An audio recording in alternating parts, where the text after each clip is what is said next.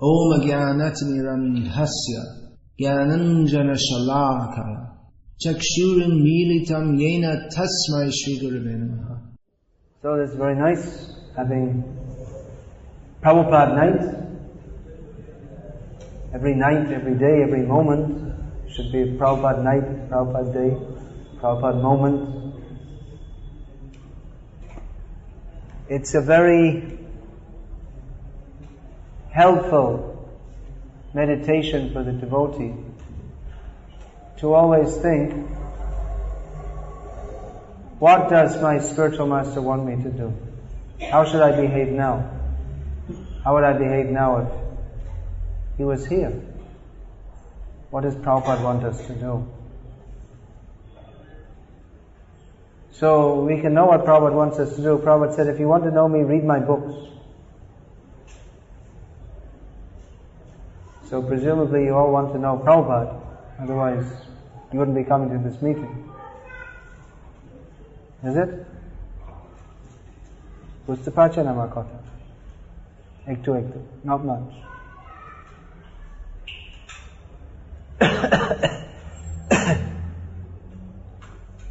So much wealth Prabhupada has given us.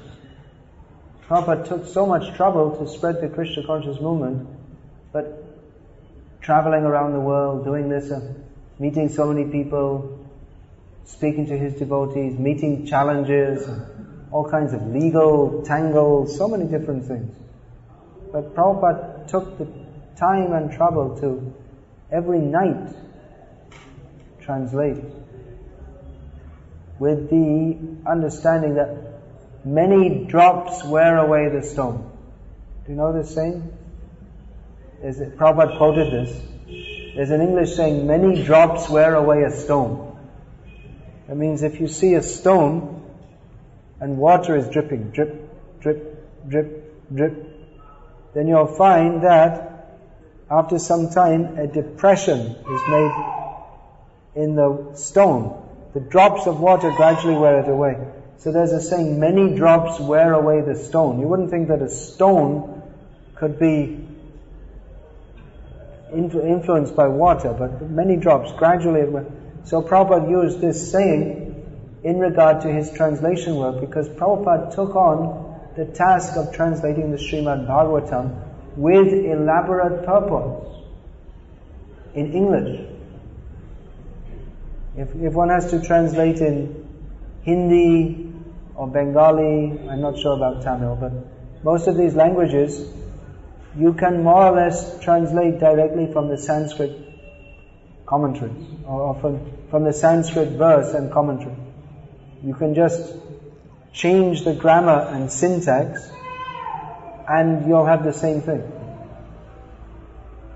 Just like if you say, Savadhaman Parittaja Mamekam Sharanam Raja. I don't know how to say in Tamil, but at least in Hindi you could say, Sarva Dharma Tyag Karke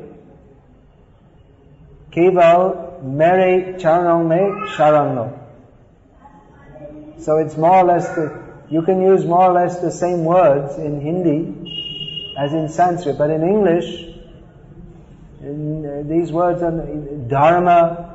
None of these words, common words, Sarva, Dharma, Tyag, Sharan, there's no such word. So Prabhupada had to, in many cases, Prabhupada had to invent terms because there's not even any concept in English for many of these terms, or even the concept, just like if you say, what are you going to say for Rajagun, Tamagun, Sattvagun? Prabhupada had to invent terms because Prabhupada used the term the mode of goodness, the mode of passion, the mode of ignorance. Because and like this, the super soul, there's no such word in English for Paramatma. And even the words that are there in English, they have misunderstandings inherent in them. Just like if we say, Krishna is God. But Krishna is not God according to what people usually think is God. What they think of God is a very strange idea. So Prabhupada preferred to use the term Godhead, or Supreme Personality of Godhead. Because the language, even in itself, can be misleading. soul, Prabhupada would usually say spirit soul. He didn't usually just say soul, he'd say spirit soul. Because if you say soul, according to the definition that comes in English, it's not the same as that of Atma. We had a lot of problem like this when I was in Thailand for some time, and we wanted to get the Prabhupada's books translated in Thai. Very, very difficult. Because whatever spiritual terms are there, actually they're all borrowed from Sanskrit, but they're all mixed up with Buddhist concepts. So whatever you say, when you talk about meditation, the Thai word will come, I think the Thai word, vipassana. So, but that has a completely completely Buddhist understanding. So there's a lot of cultural difficulty in transmitting Krishna consciousness to the Western world, but Prabhupada was actually empowered by Krishna. Prabhupada said that when I write these books, he said, actually I don't write these books. Krishna comes and sits down next to me and dictates, and then I speak. Now, recently, someone has criticized this statement of Prabhupada. There are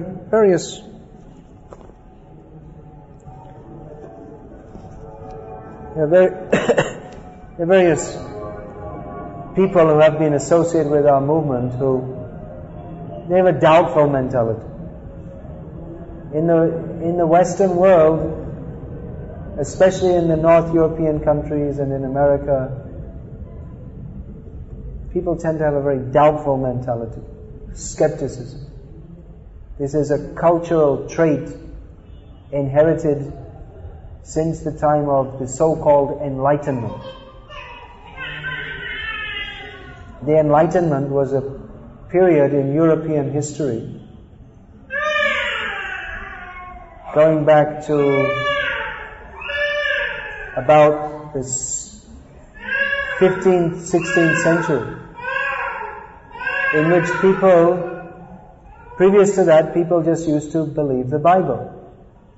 But later on they thought, no, we have to use our own intelligence. We won't accept the Bible. We'll use our own intelligence to understand everything. So this was called the Age of Enlightenment. And it's been extremely influential on Western thought up to the present day.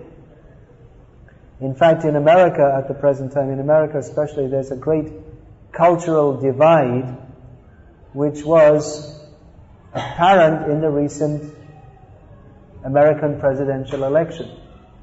That there were those who wanted to vote for Bush, perceiving him to represent traditional Christian values.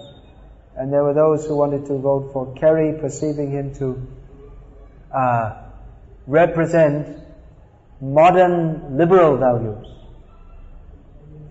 So this the idea that we shouldn't really accept anything, only we should accept by our own intelligence, this is very prominent in the Western way of thinking. So even many of our devotees in the West, it seems in particular, they have a very difficult time subscribing to the understanding that we should accept Shastra.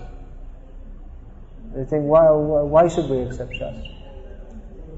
Why? In India also we hear that. It was written by a man. Isn't it? Many times people say that. They're also just written by a man. They don't accept that there can be and must be something which is coming from beyond the platform of man. They think that there's nothing beyond our own intelligence. Anyway, to get back to the point, one of our members of ISKCON, I'm not sure if he's still a member of ISKCON, but he recently recently an essay of his was published in which he analyzed Prabhupada's translations. And he saw that in different sections, just like I believe it was in the 3rd canto, Prabhupada's translations very closely followed those of the Gita Press Srimad Bhagavatam edition. And in different sections Prabhupada would use, it seems he used different books more than others. For some part of the time he was mostly using his own Guru Srila Bhaktisiddhanta Saraswati Thakur's translations, his Bengali purports, and transposing them into English. And especially in Sri Chaitanya Charitamrita, many of Prabhupada's purports, they're almost directly taken from Amrita Pravaha Bhasha, which is written by, you're reading? Bhakti Vinod Thakur, and the Anubhasha by Srila Bhaktisiddhanta Saraswati Thakur. So many of Prabhupada's purports very closely follow, not exactly, some parts, many places Prabhupada gave his own original purport also. But anyway, this devotee or ex-devotee was saying that, you see, he's just translating what the previous people have given, and even using the Gita Press translation. So how can you, he was implying that how can you say that Krishna was directly speaking to him?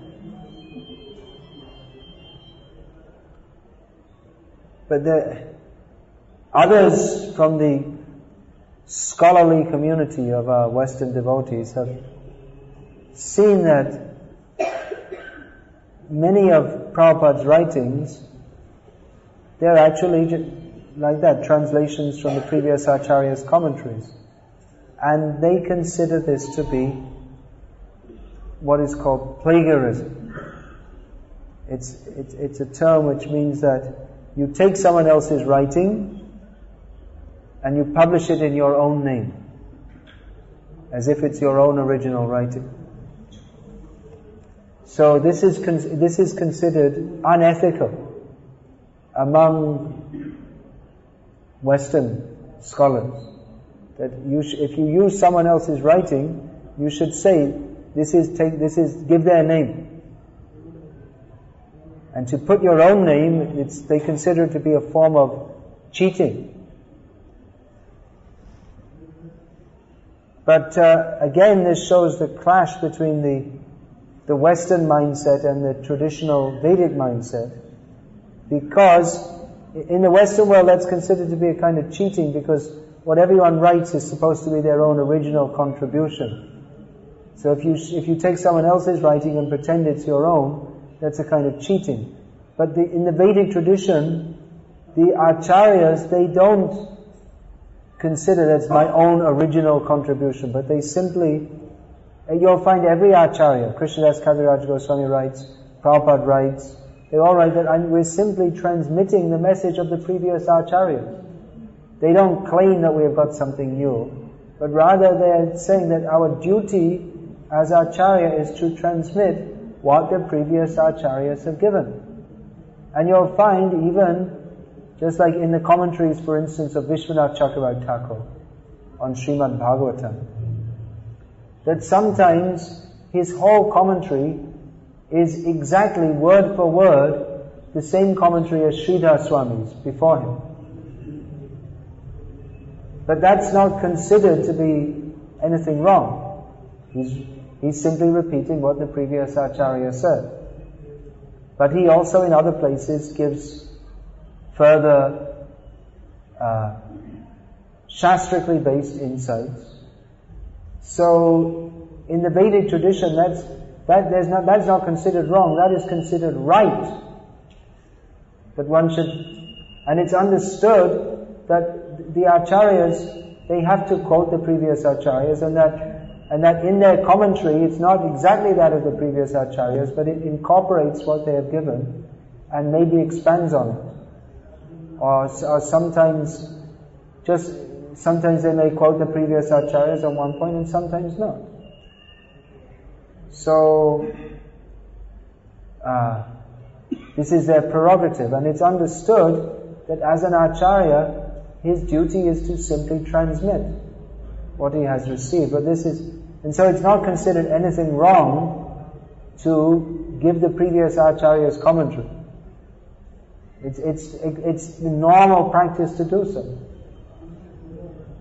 So it's a completely different outlook in the Western way of thinking, or the modern so-called enlightened way of thinking. It's a completely different outlook. So if we try to understand Krishna or the Acharyas through our own way of thinking, it won't be possible. We have to approach to the parampara system. Now what about the point Prabhupada said that Krishna is standing next to me and dictating? But there's also no discrepancy there. Krishna may dictate, you translate this part, you translate that part. Or even to take from Gita Press, you may say, well, the Gita Press translation, it's not, that's not by an enlightened person. But as Prabhupada said,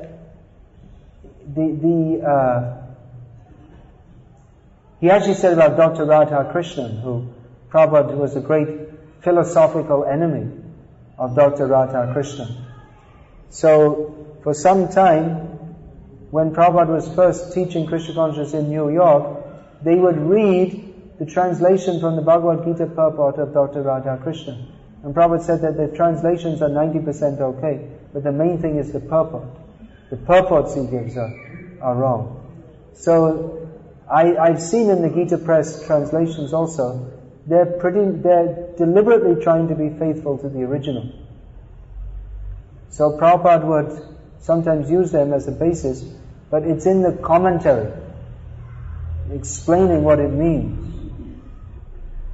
That's crucial. Prabhupada said the purport. Prabhupada even said about his Bhagavad Gita that the purports are more important than the translations. That's amazing, isn't it? Because actually we can't understand the translation unless we read the purport. So the point I was making is that Prabhupada put so much effort into translating these books, and he made it a priority. That whatever was happening, he would go on translating unless there was sometimes there's some major management crisis. There's always some management crisis. Sometimes devotees become discouraged if there's some management crisis in our ISKCON. But it's always there, and it probably always will be there, because we're attempting to preach Krishna consciousness in the Kali Yuga. And it's a war on Maya. So there'll always be some problem or other. If we're in the battlefield and we complain, oh, it's not very peaceful here, well, what do you expect? It's a battlefield. If you wanted peace, then you should have become a yogi, not a soldier. If the soldiers, they go on strike, it's too much shooting here, we're going on strike, and then the Pakistanis take over Kargil. So because the soldiers go on strike. No, the soldiers, they can't complain. It's a battlefield and there are bullets flying, well, that's part of the job. Why did you become a soldier? You should have become a salesman or something like this. Soldier means you have to face the bullets. It's not always nice, and sometimes there's bad planning or something, but still the fight has to go on. So Krishna consciousness means a fight against Maya. We can expect there'll be so many ups and downs. Of course, if there's really bad planning in the army and they lose a major battle because of that, then the generals may be called to task. But the point is, even then, the soldier, his duty is to fight. So, the point I'm making here is that sometimes devotees, they seem to think that there are so many problems in ISKCON now, but there were always problems, even from the very beginning. So when Prabhupada was present, there were so many problems also, due to our immaturity or personal ambitions, or whatever the reason is. It's Maya, no doubt, that causes it, directly or indirectly. So what I was saying was that Prabhupada would go on with his translation, and that sometimes there was some very severe management problem, especially with his Bombay project. devotees sometimes did some foolish things like rescinding the contract and giving everything back to Mr. Naya. They actually did that at one point. Mr. Naya, who was trying to cheat them of the land, convinced them, that why are you taking so much trouble? Why don't you just give it back to me? And they did. Prabhupada was shocked because he'd promised Krishna that I'm going to build a temple for you here. So, but Prabhupada, many times if you read Prabhupada's letters, Prabhupada would say to his top leaders that you take over the management and just relieve me of this burden so that I can translate, because this is my most important service. Prabhupada wrote in one letter that I don't have to go on traveling and preaching. I can stop this. But I cannot stop this writing. This is more important, Prabhupada said. Because this is my service to my Guru Maharaj, my prime service. Prabhupada would sometimes go away for a writing retreat. You just go away from all the temples and just write. And that time you do a lot of work.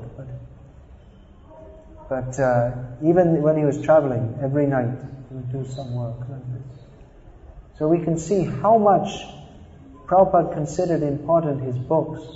He put so much effort into them, going on translating and encouraging his disciples to write also, and very much stressing the distribution of his books.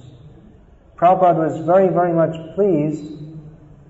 He very much wanted this distribution of his books. Very, very much wanted this. There's one incident which I've included in my book, My Memories of Srila Prabhupada.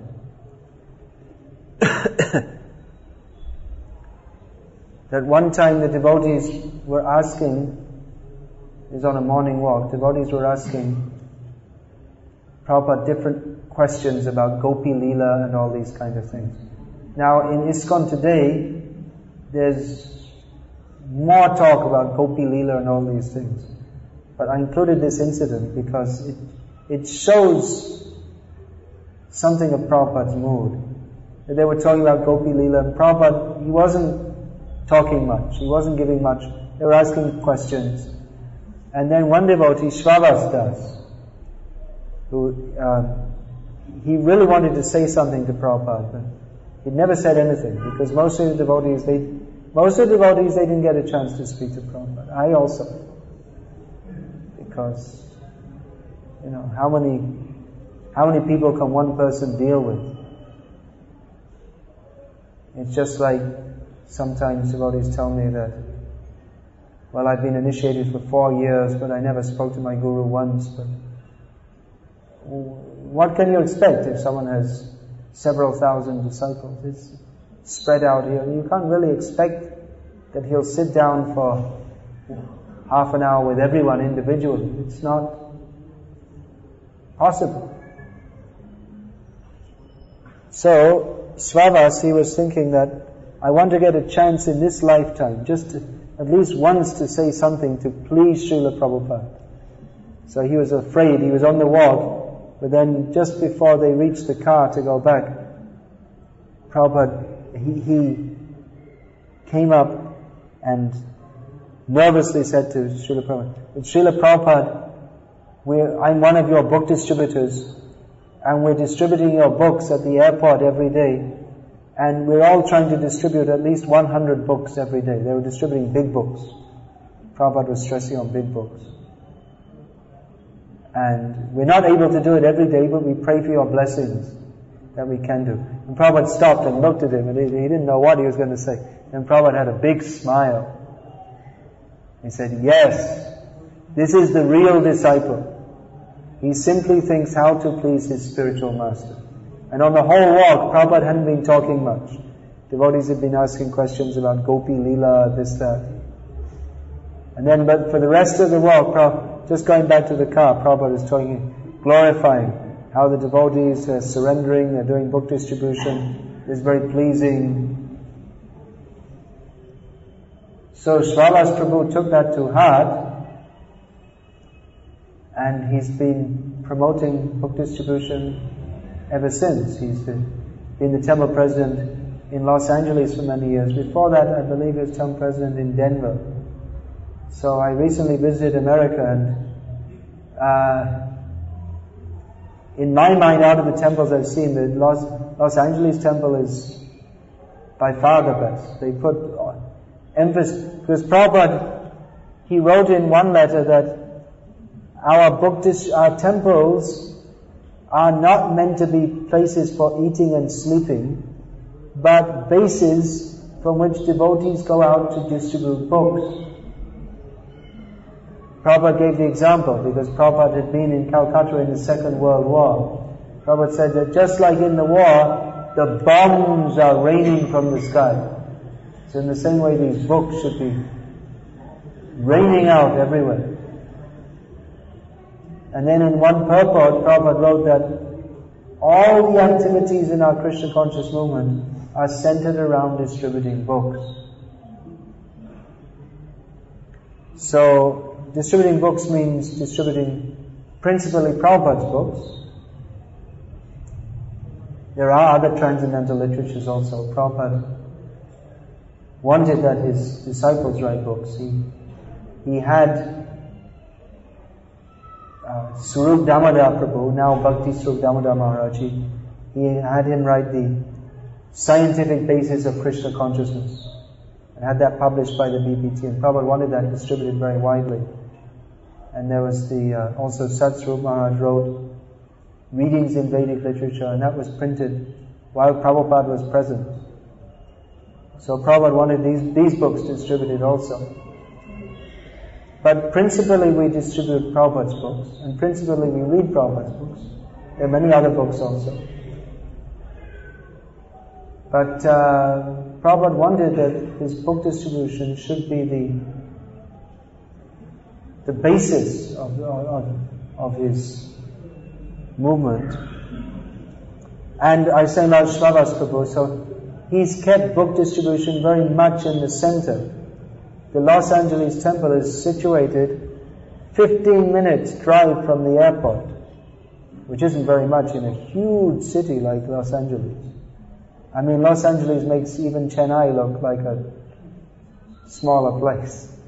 It's huge, ridiculously big city. So, but it's only 15 minutes drive from the airport. When I arrived in the airport in Los Angeles, the first time I went there, so we were just coming out and we saw 3 book distributors. And then I wanted to go to some airline offices to confirm my onward flight, so I was walking around the airport and totally we saw 9 book distributors. I don't know if that was all of them, but I saw 9 book distributors at the airport. That's pretty good, isn't it? I mean, it wasn't that they were waiting for me. They were just there. Every day they're going. And one of them, Brigupati Prabhu, he's from California, but I first met him, he was in Australia. He's my godbrother, and he's been distributing books as a full-time service since 1972. Going out every day, distributing books, and he's still one of the top distributors. There are others in America also, Vaisheshika Prabhu, he's been distributing Prabhupada's books for so many years, and he goes around and he inspires others to distribute books also. In Seattle in America, I met one devotee from Tirunelveli, who's one of quite a few Indians who are working for Bill Gates and others in Seattle. So he's taken up Krishna consciousness there, and he goes out and distributes books to the Americans. And he's pretty good at it too. Vaisheshika trained him up. Oh, you know what? In Los Angeles, one of the distributors, he's originally from Vellore. He's a Christian boy from Vellore. Somehow he went out to America. And he's distributing, he joined ISKCON there, and he's distributing books at the airport.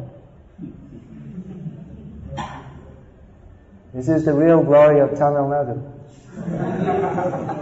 Bharata bhumite hoila manusya jamnaja jamna shata kari karo para upaka prithivite ache jato nagaradi gram sabatra pacha hoile morana. So this is very inspiring. Also in Denver, there was one Mataji, my god sister, and she's like that. She never married, but she's been going out every day on book distribution. Every day means 7 days a week.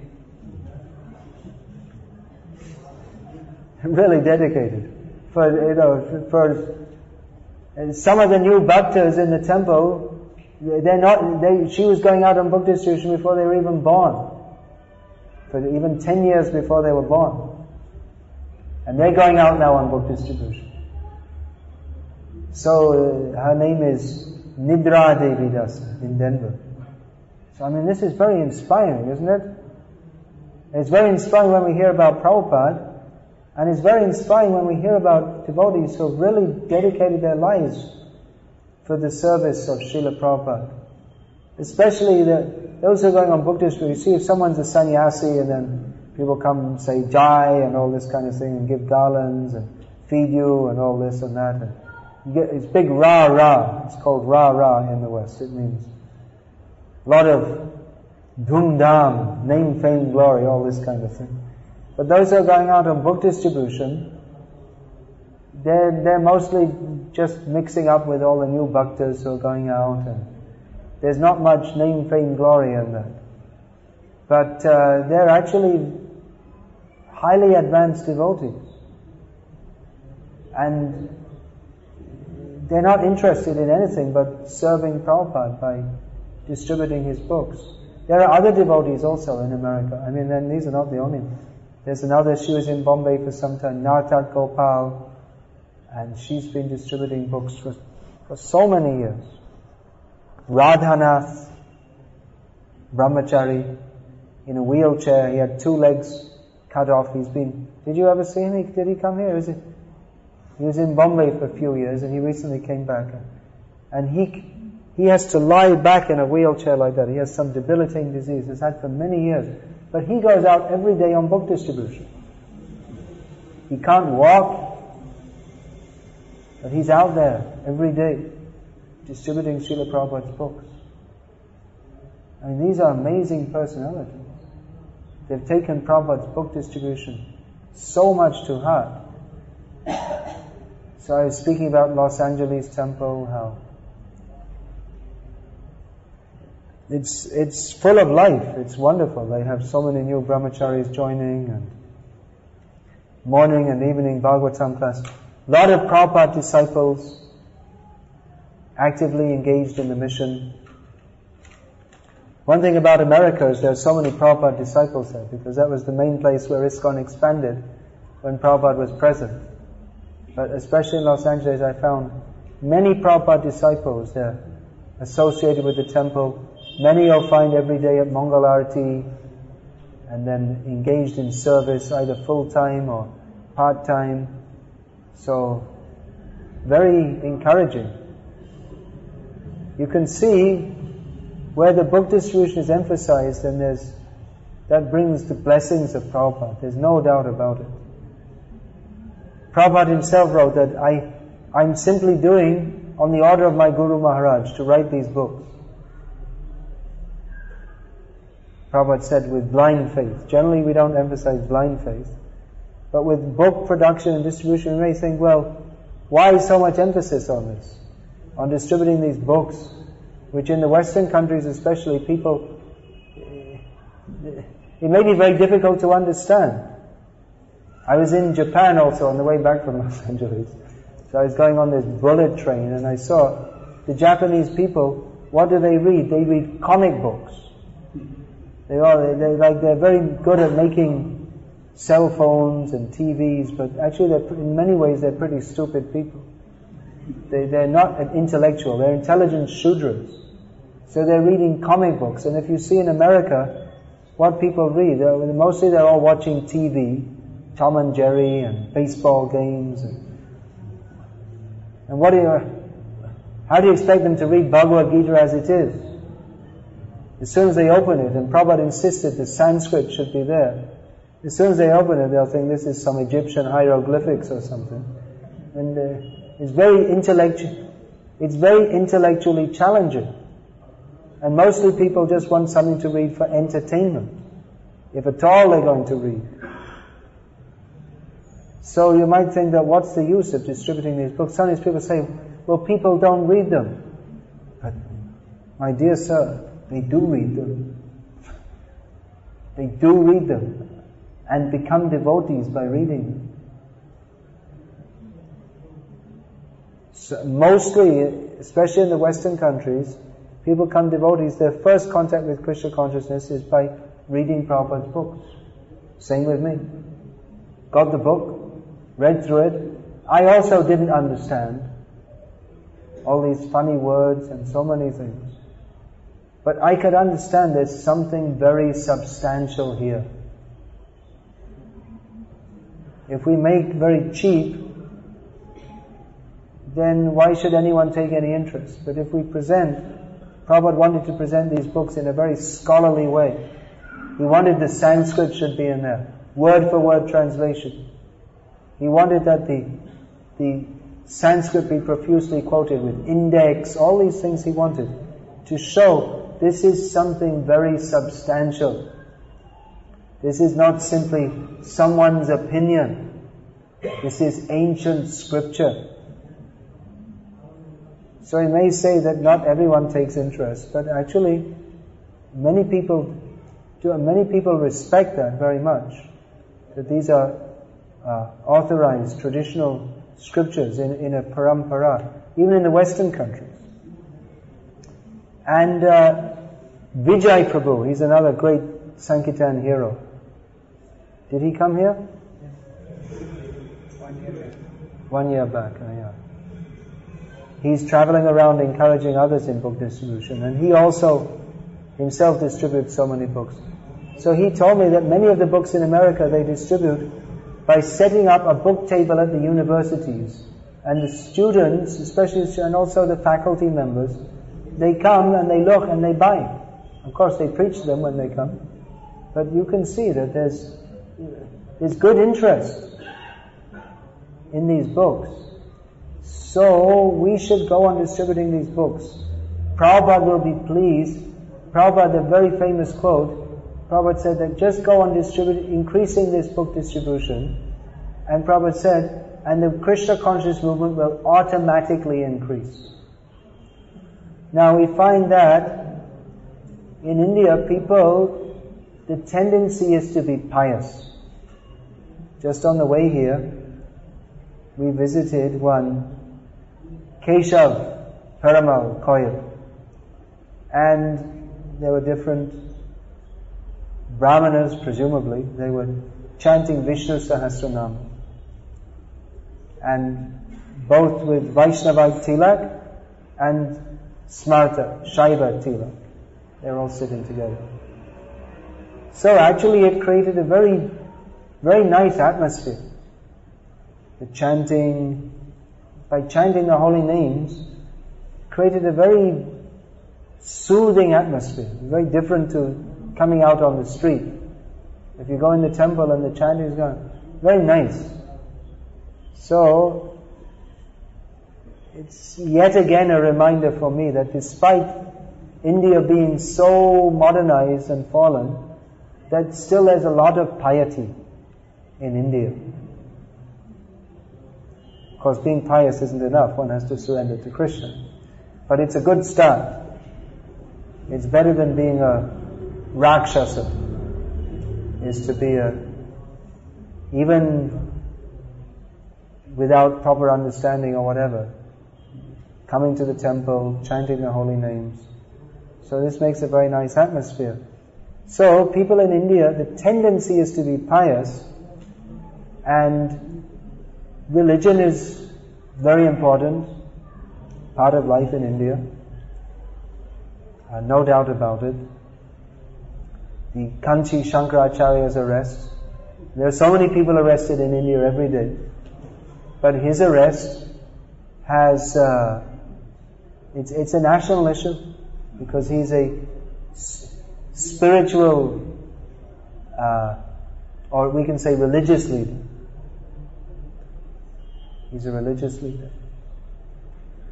So people, a tendency to be religious But what we find is that often people, when they start to take an interest in religion, it may be that, see, many people, they're just going on with their lives, that at some point in life, they feel, oh, so many problems, this, that, whatever. For whatever reason, they think, now let me turn to religion. And usually at this point, they try to find out some books.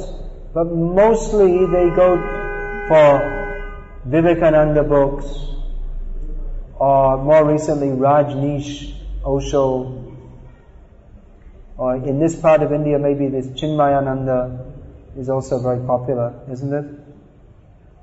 So we have to distribute Prabhupada's books, and more we want that people will turn to Prabhupada's books and recognize that this is genuine spiritual knowledge. That will be a great service to Srila Prabhupada. We're talking about Prabhupada night. So we want to remember Prabhupada. Certainly we want to remember Prabhupada. But we have to think, how can we serve Srila Prabhupada in the best possible way? Actually, Prabhupada was asked that on at least 2 occasions. How can we serve you in the best way? Because Prabhupada was always emphasizing, Yasya prasada bhagavat prasado yasya prasada nagati patopi. By the mercy of the spiritual master, one attains the benediction of Krishna. Then what's the next line? Yasya prasadat bhagavat prasado. Then next line? Yasya prasad. Yes, sometimes they say Yasya prasada nagati patopi. But if you say that, that means by His mercy there's no hope. It's Yasya aprasada. By not getting His mercy, nagati katopi. Yasya prasada. Nagati katopi. Api here means that whatever else one may do, one may chant 64 rounds, one may bathe in Radha Kund, one may recite Gopi Geet, one may follow Bhishma Panchakam. There's so many different things one can do, but if one does not get the mercy of the spiritual master, then nagati. One does not attain the goal. What is the goal? Gati Govinda. There are various names. Sometimes in Bengal and Orissa, devotees are given names. Gati Govinda, Gati Krishna. We'll find also, isn't that Vishnu Sahasranama, Gati Da, Gati Sattama, like this. Krishna is the goal, and He's the giver of the goal. He is the goal of the saintly person. Gati. So devotees used to ask Prabhupada that, well, how can we please you the best? Because we want to please you. Because if we please you, we'll please Krishna. Then our life is perfect. That also, Jai Prasade, Shri Guru Charane Rati, Eishe Uttama Gati, Jai Prasade Pure Sarva Asha. Attachment to the lotus feet of the spiritual master is in itself the perfection, the topmost perfection that fulfills all desires. So devotees asked, they were expecting Prabhupada to say that by distributing my books, because Prabhupada used to emphasize this. But on one occasion Prabhupada said, chant Hare Krishna. You can please me the best by chanting Hare Krishna. Prabhupada said, you're already doing that. So go on chanting. On another occasion Prabhupada said, if you love Krishna. So, certainly distributing Prabhupada's books is very pleasing to Srila Prabhupada. We must emphasize this because Prabhupada emphasized this. But also, we have to see to our basic sadhana and how to be Krishna conscious, how to think of Krishna, how to remember Krishna. Actually, if we don't do proper sadhana, then we can't distribute books anyway. Krishna consciousness is a holistic program. We have to hear and chant and serve. So many things we have to do. So let us do so by Remembering Srila Prabhupada. Can you please bring that book, My Memories of Srila Prabhupada? Usually you expect that if there's a Prabhupada disciple, he'll tell some of his personal memories. So let's have a look.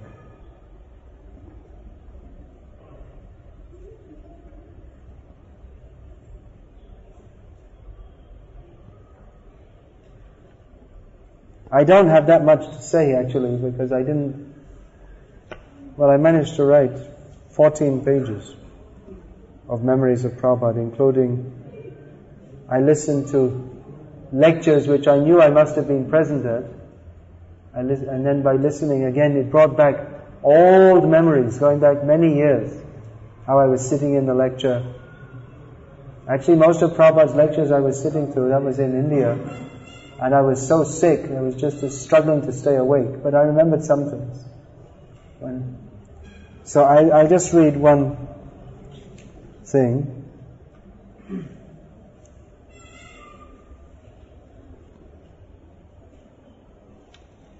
Oh, this is about Prabhupada's books. So this is one section I wrote, associating with Srila Prabhupada through his Vani. Because I actually wrote this book because devotees always used to ask me, that please tell us about how you met Prabhupada and this and that. So everyone wants to know. So I'll write the book.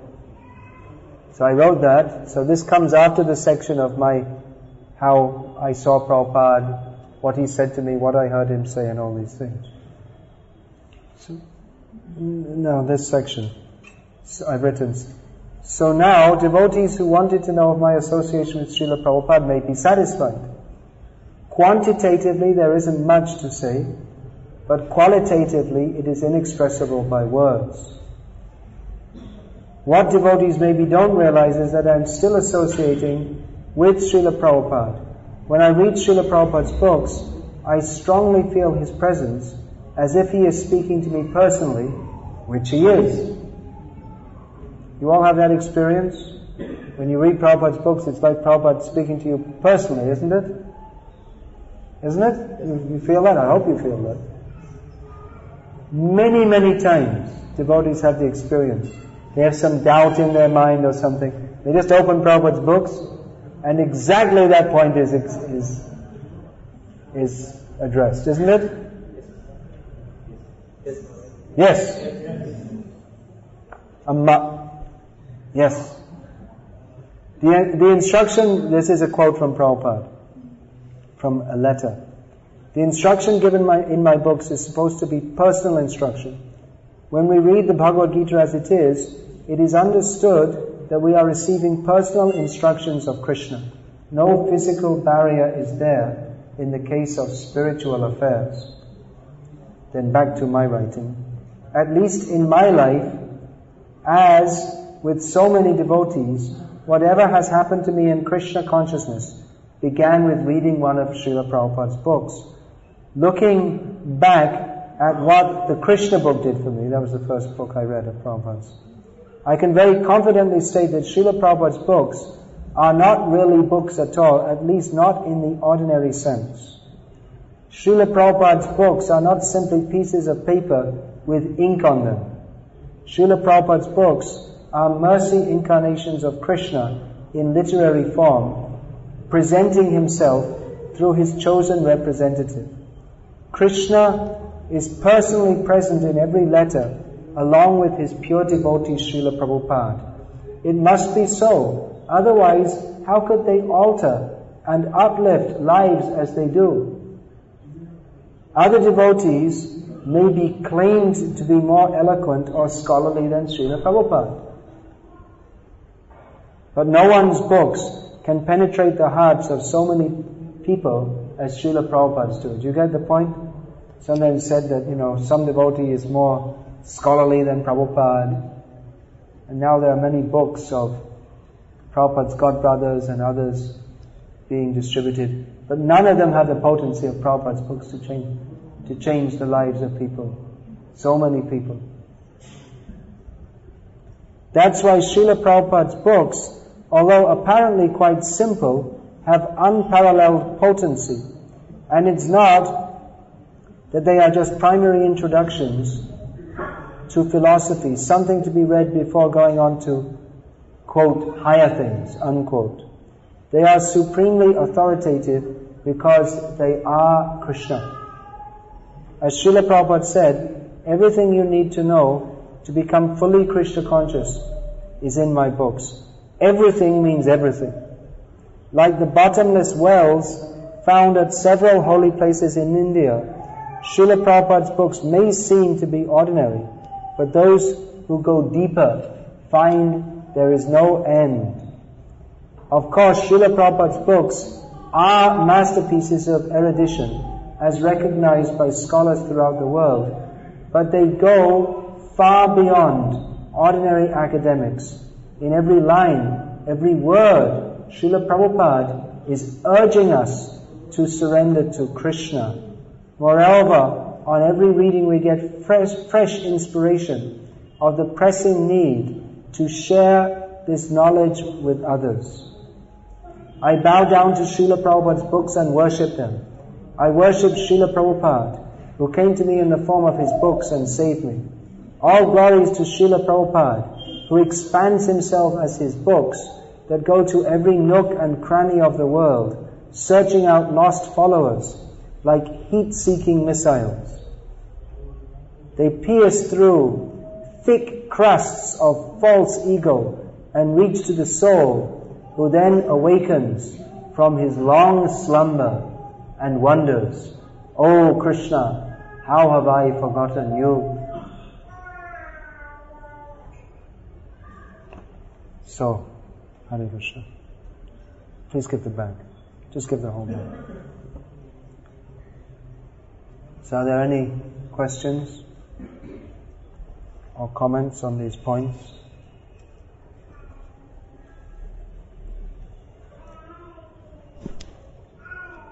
We have one more week to go for marathon. Yeah. So we are very inspired by all the comments already sitting on the edge and planning also.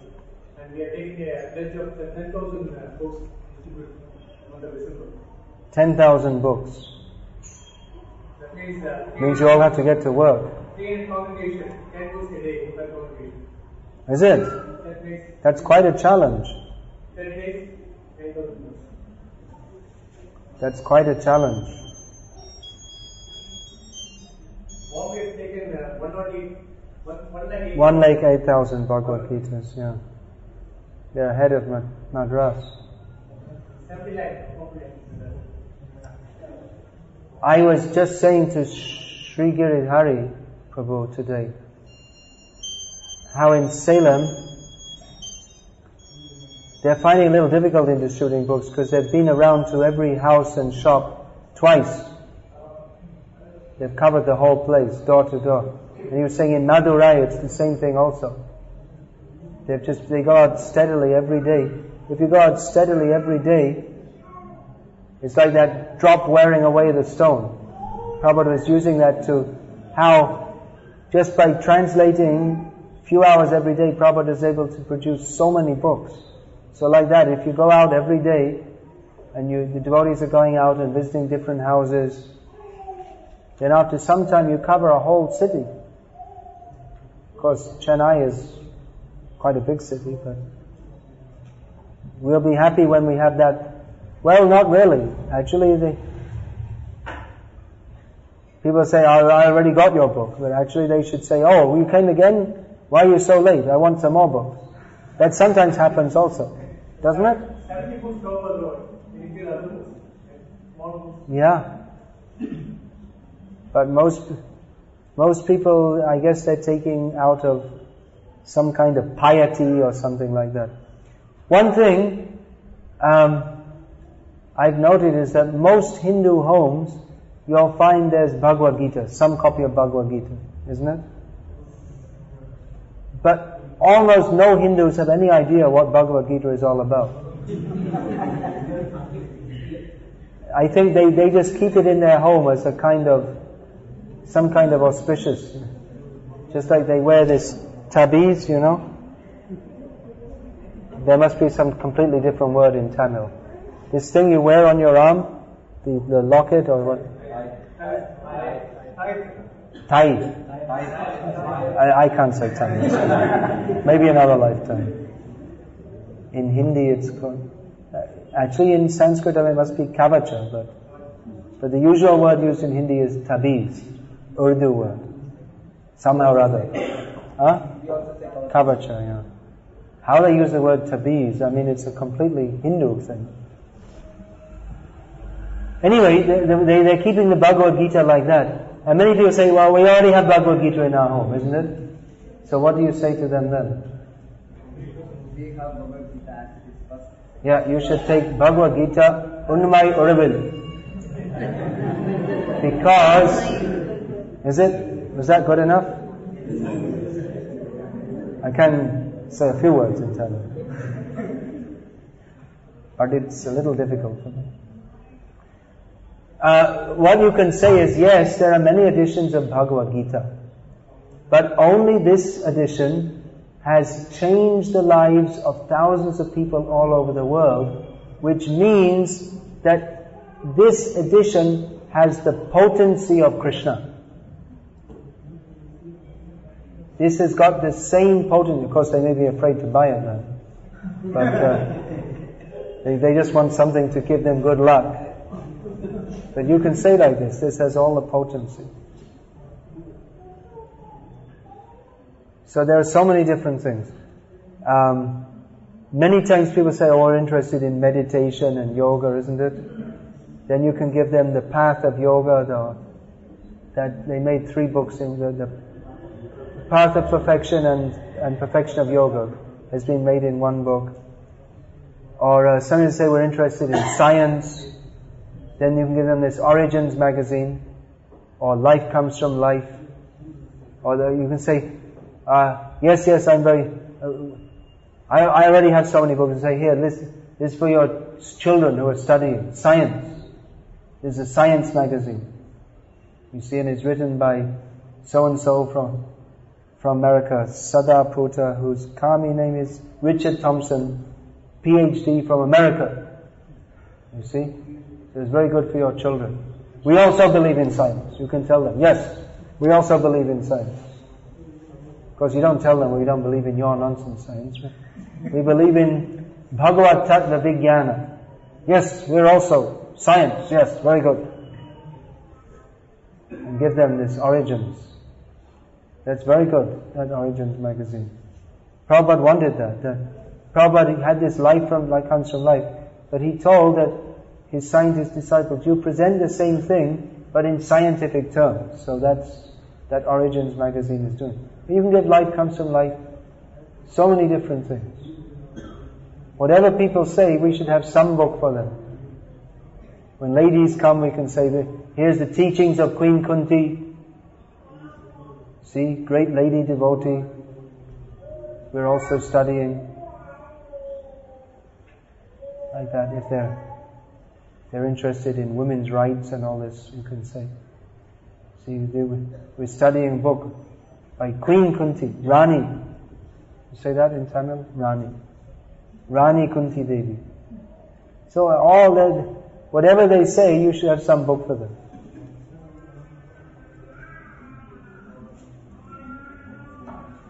One of the first great book distributors, who passed away a few years ago in Vrindavan, he used to have a great technique for selling books.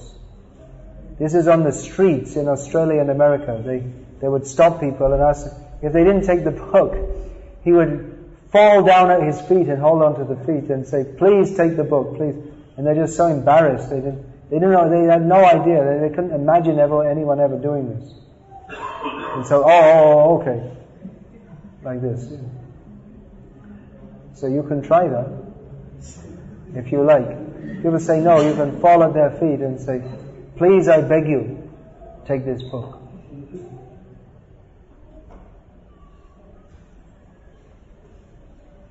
Suggestion.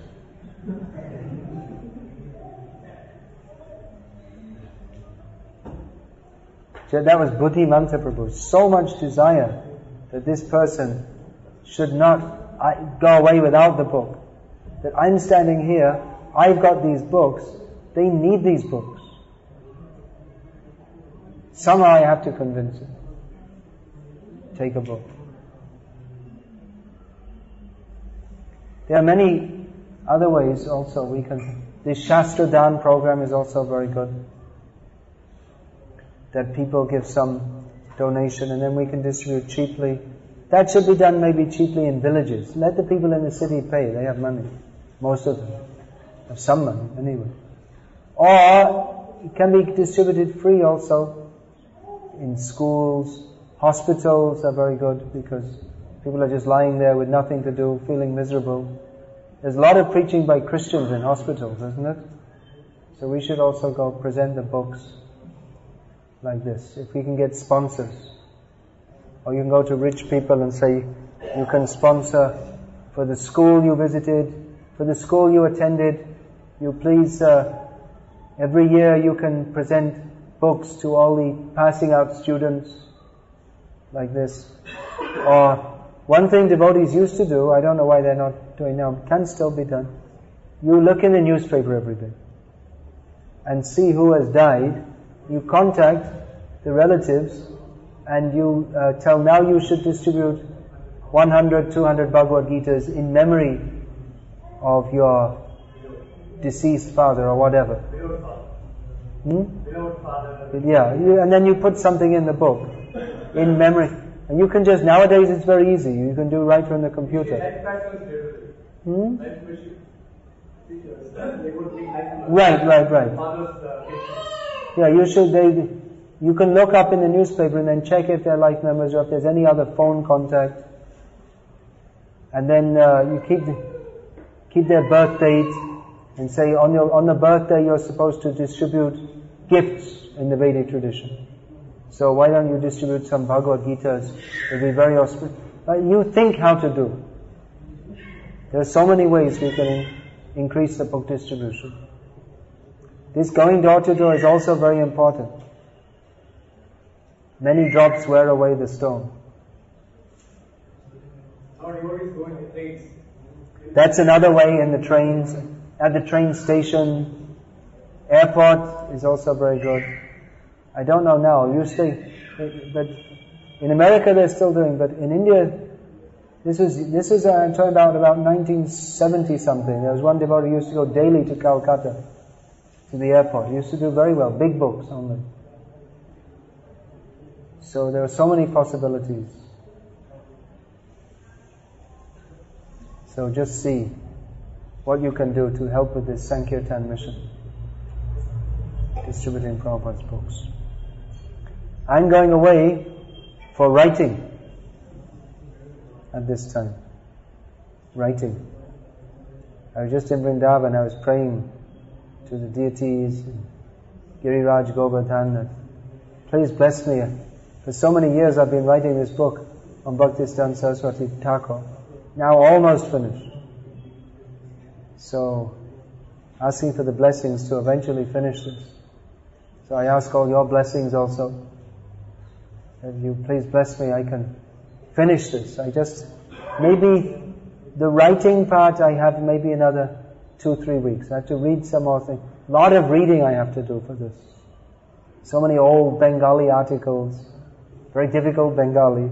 I have to go through and then extract different points and put it in. So I think in 3 weeks I can finish the writing. And then after that there's final editing, which shouldn't take too long because it's been edited, it's been going along. Then layout will take some time, especially there are many old pictures which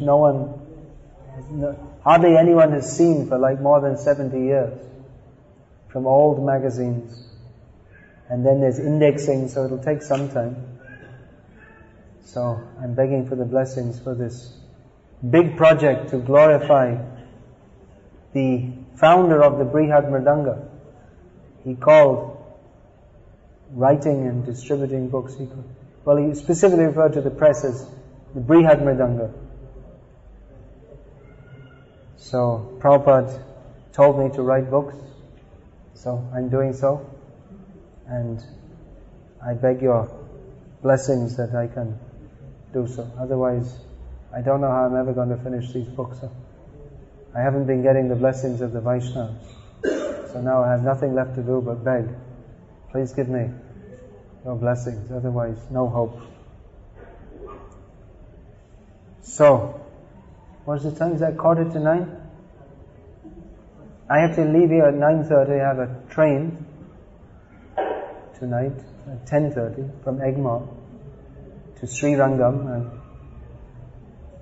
hoping to take shelter at the feet of Sri Ranganatha Swami for this writing endeavor. I spent almost 2 months this year in Puri writing also, at the shelter of Jagannath. So now I'm planning to take shelter, or begging to take shelter at the lotus feet of Ranganatha Swami. So I don't have much time, so maybe we can have a little kirtan,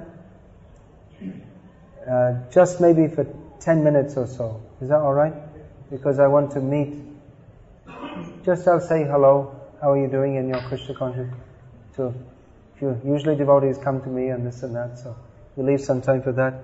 As usual, I have my books also, which I'm trying to distribute here.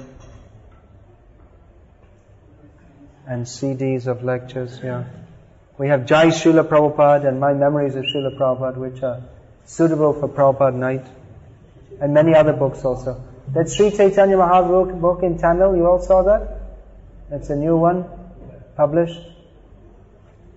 If you didn't get it, you might like to get Premavataram Sri Chaitanya Mahaprabhu. I specifically wrote this because mostly people in India, at least they've heard something about Krishna. Or maybe they've heard something about Chaitanya Mahaprabhu, but they don't know. They should know. People should know who is Chaitanya Mahaprabhu. So I wrote this particularly for getting translated into different Indian languages. And the first language it's come out in is Tamil.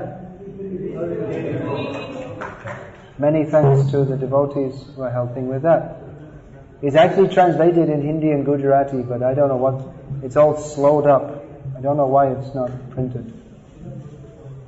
So, like this is a small endeavor towards educating people in India about who is Chaitanya Mahaprabhu.